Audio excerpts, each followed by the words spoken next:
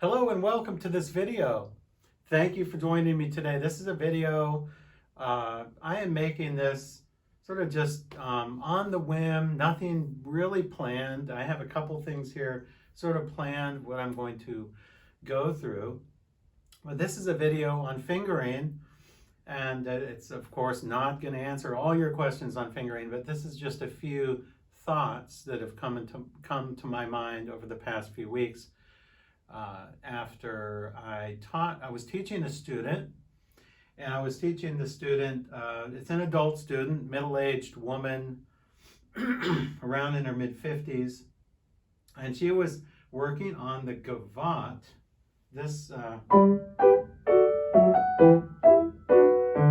she was working on the G major gavotte from Bach's Fifth French Suite, playing it very well, actually. And she was concerned with a passage in here. She asked me about fingering. And this is what caused me to make this video here. And I was thinking she was on, let me see, 13, 14, 15. She was on measures 16, 17, 18, and 19 here when it goes.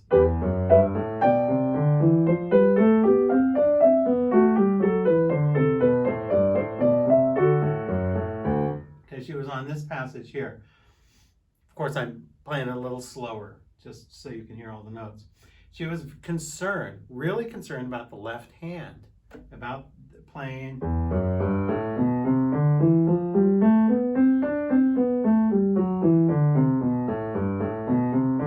It's a scalar passage, scale going up.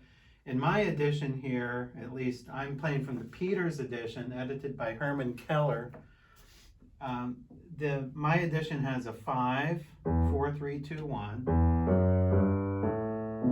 3, 2, 1, 3, 3 again. So you reach your thumb on the top, and then the thumb goes under. So you have a bunch of threes. You have a 3, 2, 1, 3, 2, 1, 3, 2, 1 in the left hand. And she was very concerned because she was stumbling there. I don't know what fingering, I don't remember what fingering she was using. I don't know if she was using this particular fingering, but she was using whatever fingering she had in her book. This was done online. This was via Skype.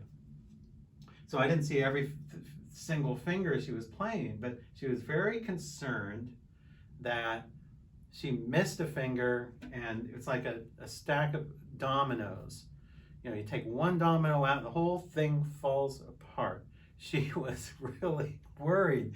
She thought that, or at least my impression of what she thought was, if she gets one finger wrong in this, if she happens to play a 4 instead of a 3 here, and by the way, this is almost all white keys that go up, so no black keys in here, that if she didn't play the exact fingering, if she played one finger off, the whole thing would fall apart and the whole piece would be ruined.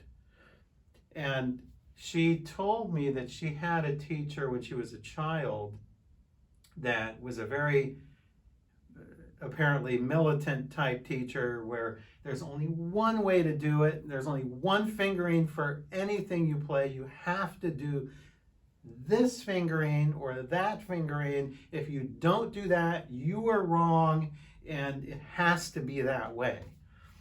And now in midlife, she's learning a new lesson. I told her that's all a bunch of BS. Okay, there is no one right fingering really for anything.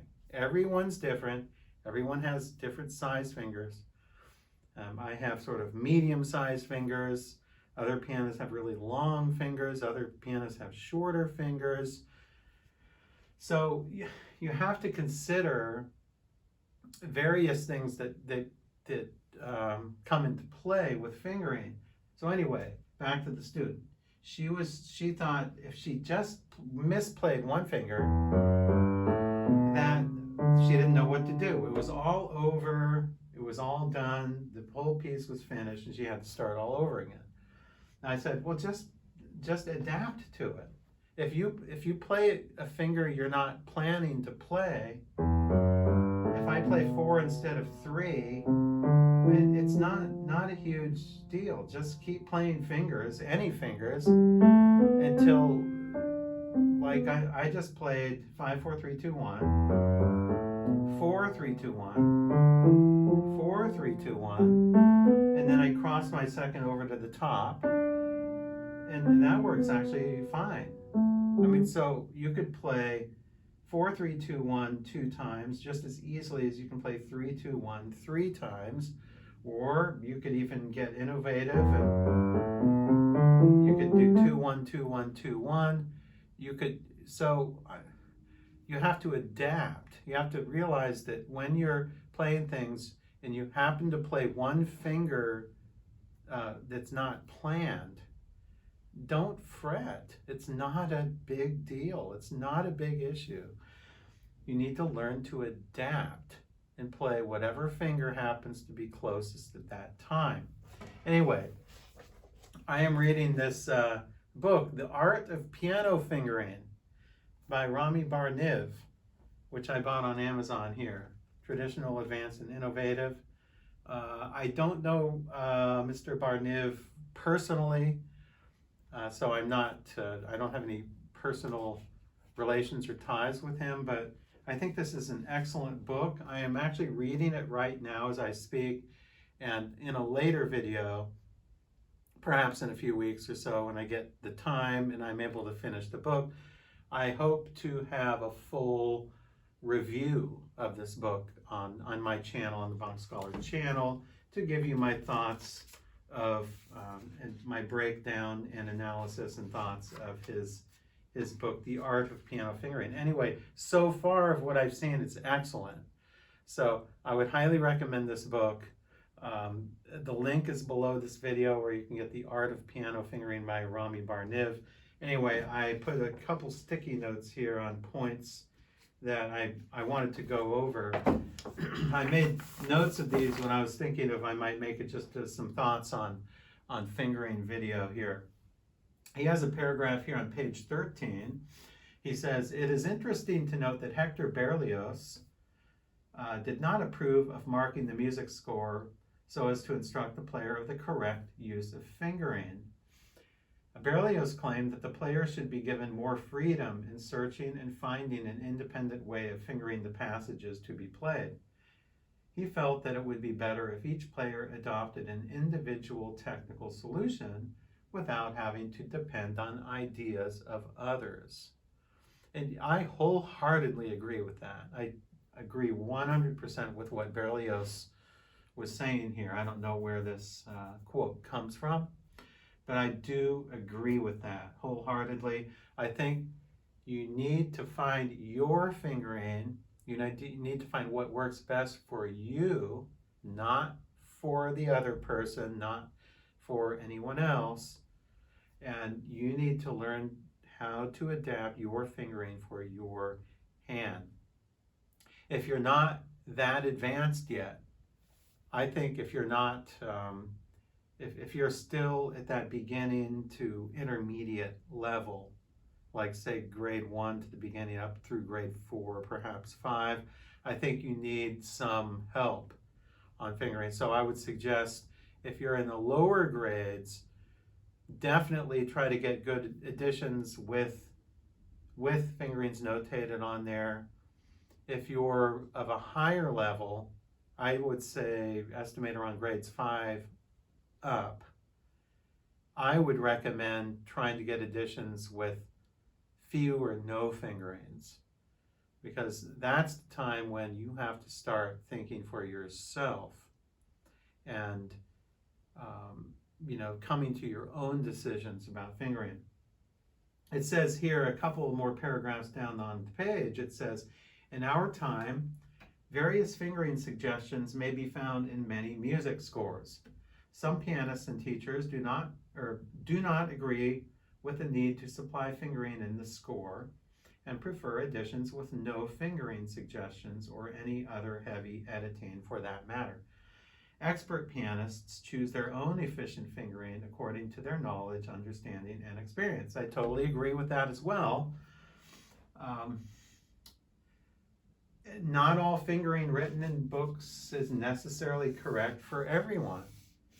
So once again, you have to find your own fingering for you.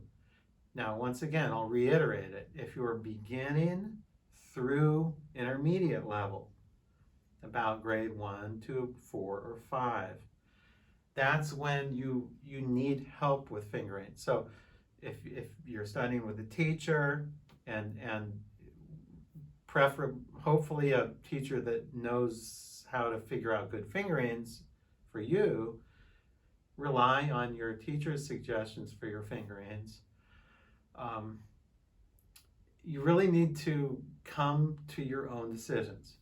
If you're grades 4 to 5 up, if you're advanced, then like it says here, like Mr. Bar-Niv says here, it's probably best to have no fingerings or very little fingerings in the edition, so you can come to your own decision on that. Fingering is, I always think that fingering, I explain it this way, it's not an exact science. Fingering is not an exact science. Playing the notes on the page, playing the notes. The notes are an exact science. Either you're playing the right notes or you're playing the wrong notes. Dynamics, somewhat of an exact science, although it depends on the instrument you're playing on, and everything is relative with dynamics. So a piano for one pianist will be different than a piano for another pianist. A forte for one pianist will be different than a forte for another pianist. And also it depends on what piece it applies to, whether you're playing a sort of a relatively light Bach piece like this, or whether you're playing a Chopin etude or something. So pianos and fortes and mezzo pianos and mezzo fortes will all vary. Those are relative, okay? But the actual notes themselves are not relative. That's an exact science. But fingerings are another something that's not an exact science. Fingerings are not right or wrong. I definitely think that for many passages there are probably better fingerings and worse fingerings. And it depends on the individual case. It depends on the pianist and their abilities to, their technical abilities and which fingers are strongest on them and which fingers are weakest on them. Another thought that comes to mind, I don't see it anywhere so far in Bar-Niv's book here, but I've noticed throughout the years that fingering will vary depending on the speed of the music, depending on the tempo. I often find if I play something at half speed, if I'm just learning something and I play it at half speed, I'll play it at such and such fingering, whatever I'm using. Then let's say I speed it up 2 times. I might find that, I'm using 4 and 5 here, but it's just 4 and 5 are awkward fingers that go really fast, so I might substitute my thumb or a 2 and a 3 because those are stronger fingers. So it might work when it's really slow to use certain fingers like 4 and 5, but when you speed it up, it might be better to use other fingers. So you have to also take into account the speed that you're playing at. Very often, slow fingerings will be different than the fast fingerings for the same piece. So you have to take that into consideration as well. That's why I always find it really difficult to give fingerings and to indicate fingerings in my own editions, in my own BachScholar editions, because if you play it slowly, one fingering might work. If you play it faster, another fingering might work better. And I don't know, the people who buy the books, I don't know what speed they're going to play at. And, I don't want to dictate my fingerings necessarily to everyone. So sometimes I just leave the fingerings out. Like in the Bach chorale books, the BachScholar edition Bach chorale books. That's one reason why I leave fingerings out in 4-part chorales, is because there are so many possibilities with 4 notes at a time for 4-part harmonies that indicating fingerings is just, it's one of the most difficult things I've ever had to do. It's really hard. It's really hard to indicate fingerings in 4-part chorales, which probably explains why you'll almost never find fingerings in 4-part chorales and hymns by any editors, because it's just so difficult. And also I find sometimes that I'll if I'm making an addition and I indicate fingerings for a passage or some chords, I might find a week later I'll come back to it and I'll find, why did I put that fingering? I like this fingering better, and then I'll change it to another fingering. And then a week later I might think, oh, I want to change this one, I want to change this 4 to a 5 or this 3 to a 2 or whatever. So sometimes I'll find myself, I can't even decide myself what fingering I want. Sometimes I'll play things different on a different day. Like this passage here, I might play it one way, I might play it with one fingering one day. I might play 3-2-1, 3-2-1, 3-2-1 one day, and then maybe the next day I'll sit down and I'll just feel like playing 4-3-2-1, 4-3-2-1 instead of 3-2-1, 3-2-1, 3-2-1. So it depends on what day you're playing at and how you feel on that particular day. I do that very often, actually. I'll change fingerings, or I'll make tutorials, and I'll make tutorials and I'll say, use this fingering on my tutorials, like on the Well-Rounded Pianist or on YouTube. And then I'll record the piece and I'll find myself using a different fingering than I suggested in my tutorial. How crazy is that? I mean, that just proves that fingering is not an exact science. It's never cut and dry. There's not just one fingering for anybody. Okay, just a couple more thoughts and I'll be finished with this video, but I want to just show you an example. Let's take the C major triad, C, E, and G. Okay, C, E, G. What's the correct fingering for that? Well, the answer is there is no correct fingering. You might have said, oh, it's 1-3-5, because beginners always learn 1-3-5. But can you think of how many different ways you can finger a C major triad? I can think of actually 9 ways. There might be more, but 9 ways come to mind. So let's see. You can do 3-4-5. You can do 2-4-5. You can do 2-3-5. You can do 1-3-5. 1-2-4. 1-2-3. Or you could go 1-2-5. 1-3-5. Or you could do 1-4-5. That's 9 different ways. 9 ways that you can finger the C major triad. Which one of those is correct? Well, you can't answer that. They're all correct. It depends on the context in which you're playing it.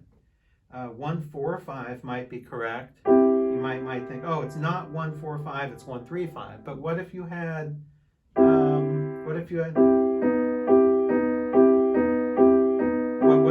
2 other notes like that in a composition? You would have to play 1-4-5. 1-3-5 wouldn't work.